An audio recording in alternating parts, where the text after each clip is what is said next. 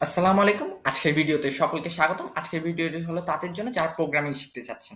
Programming নিয়ে আমাদের সবচেয়ে বড় সমস্যাটা হলো কোন ল্যাঙ্গুয়েজ দিয়ে শিখবো।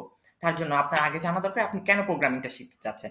আপনি যদি জানার জন্য, এক্সপ্লোর করার জন্য প্রোগ্রামিংটা শিখতে চাচ্ছেন, তাহলে আপনার পাইথন দিয়ে শুরু করা দরকার।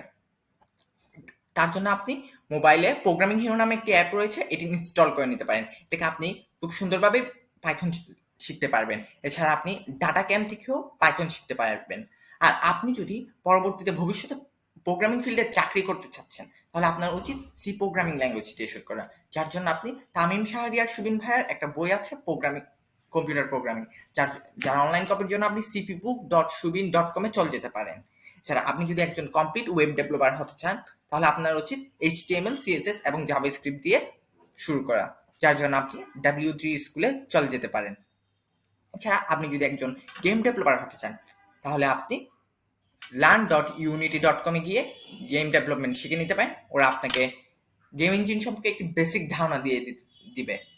এছাড়া এছাড়া আপনি যদি পরবর্তী প্রোগ্রামিং শিখতে কোনো প্রকার সমস্যায় পড়েন, তাহলে তার সমাধানের জন্য আপনি ফেসবুকের বিভিন্ন গ্রুপে জয়েন হয়ে নিতে পারেন। যেমন ইয়ং কোডার্স নামে একটি গ্রুপ রয়েছে, এখানে আপনি জয়েন করে আপনার বিভিন্ন সমস্যার সমাধান পেতে পারেন।